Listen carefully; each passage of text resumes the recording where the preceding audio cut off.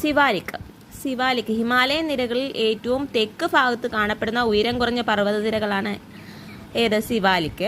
എവിടെയാണ് കാണപ്പെടുന്നത്? ഹിമാലയൻ നിരകളിൽ ഏറ്റവും തെക്ക് ഭാഗത്ത്. സിവാലിക് നിരകളുടെ ശരാശരി ഉയരം എത്രയാണ്? 1220 മീറ്ററാണ്. ശിവന്റെ തിരുമുടി, ഔട്ടർ ഹിമാലയം എന്നിങ്ങനെയൊക്കെ അറിയപ്പെടുന്നത് ആരാണ്? സിവാലിക്കാണ്. ഗംഗാ സമതലത്തിന് സമാന്തരമായി കാണപ്പെടുന്ന ഹിമാലയത്തിലെ മേഖലയാണ് സിവാലിക്. സിവാലിക് പർവ്വതനിരയ്ക്ക് ലംബമായി നീളമേറിയതും വിസ്തൃതവുമായി കാണപ്പെടുന്ന താഴ്വരകളാണ് ഡൂണുകൾ. എന്താണ്? സിവാലിക് പർവ്വതനിരയ്ക്ക് ലംബമായി നീളമേറിയതും വിസ്തൃതവുമായി കാണപ്പെടുന്ന താഴ്വര ഏതാണ്? ഡൂണുകളാണ്.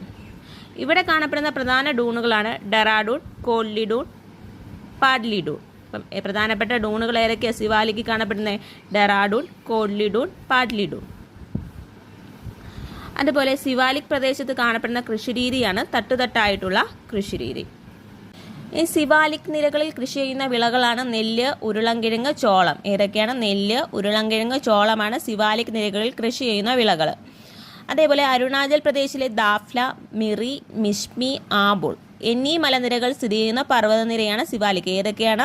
ദാഫ്ല, മിറി, മിഷ്മി, ആബോൾ. ഇത് എവിടെയാണ്? അരുണാചൽ പ്രദേശിലാണ്. അപ്പം അരുണാചൽ പ്രദേശിലെ ഇത്രയും മലനിരകൾ സ്ഥിതി ചെയ്യുന്ന എവിടെയാണ്? സിവാലിക്. സിവാലിക് മേഖലയിലെ ഏറ്റവും വലിയ ഡൂണാണ് ഡെറാഡൂൺ.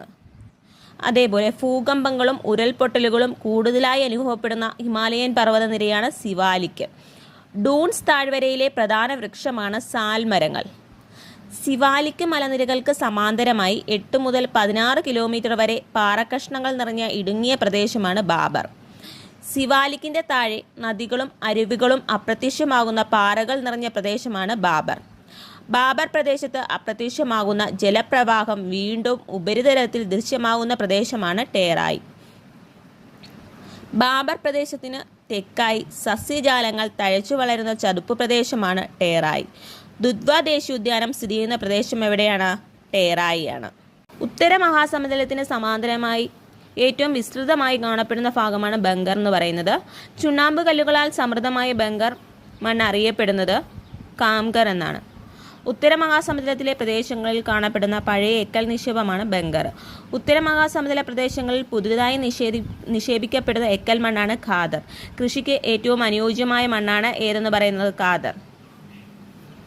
ബംഗർ മേഖലയെ രണ്ടായിട്ട് തരംതിരിച്ചിരിക്കുന്നു. ഏതൊക്കെ? ബാരിന്ദ്, ഫുർ. ഗംഗാ നദിയുടെ ഡെൽറ്റ നിക്ഷേപഫലമായി രൂപം കൊണ്ടതാണ് ബാരിന്ദ്. അപ്പർ ഗംഗ, യമുന ഡോബുകളിലായി കാണപ്പെടുന്നതാണ് ബുർ. ബുർ മേഖലകളിൽ ഏറ്റവും മുകളിലായി ഒരു ഉപ്പുപാളി കാണപ്പെടുന്നു. ഇതിനെയാണ് കല്ലാർ അല്ലെങ്കിൽ റേ എന്ന് അറിയപ്പെടുന്നത്.